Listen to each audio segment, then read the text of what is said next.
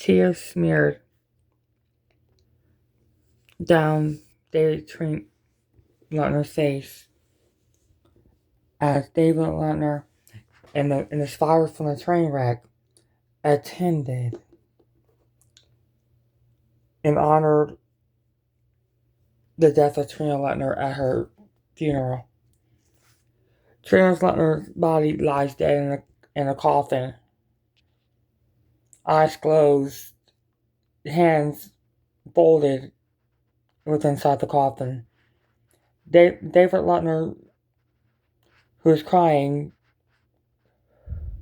as a result of the group leaving, leans to Trina and kisses her on the forehead one last time, stares at her, and closes the coffin door. David looks toward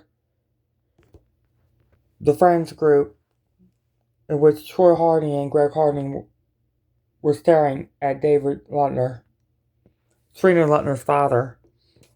George Breyer walked up next to Troy Harding and Greg Harding, and the camera turns toward the three of them from David Lutner.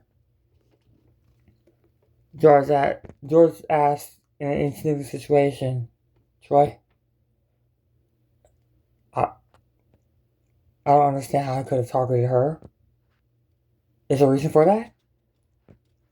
Greg Harding responds, she took her chances. She's a part of it. She's carrying out chain order.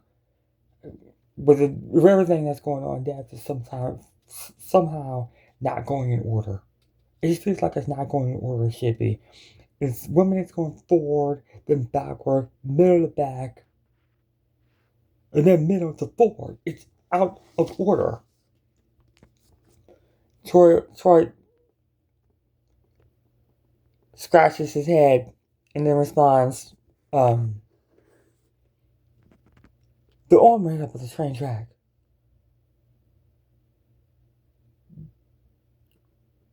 Wasn't there, like,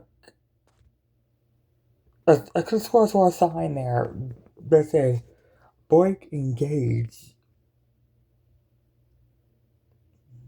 Greg stares at Troy. You just not realizing that? George looks at Troy, then looks at Greg, looks back at Troy, and responds, Troy, the time Stephen Chestnut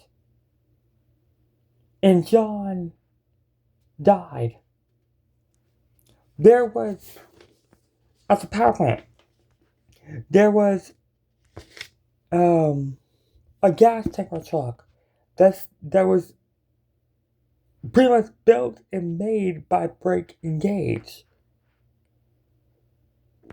So let's say the train was made by Blake Engage too, and Greg cuts George off. Blake Engage was the same exact airplane that line site that built the airplane that smashed that one dude in the middle of the road. Troy pops his head back a small portion. Blake Engage? Isn't that...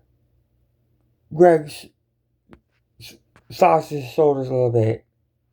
You gotta be kidding me.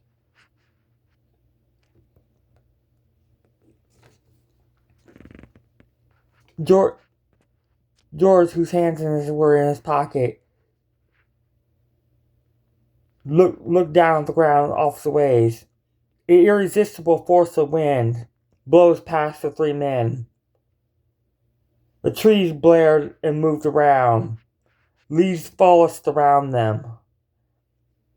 The three males looked around continuously, but noticed nothing out of the road or dangerous. The wind stops after a few seconds. Troy responds, we have to figure this out.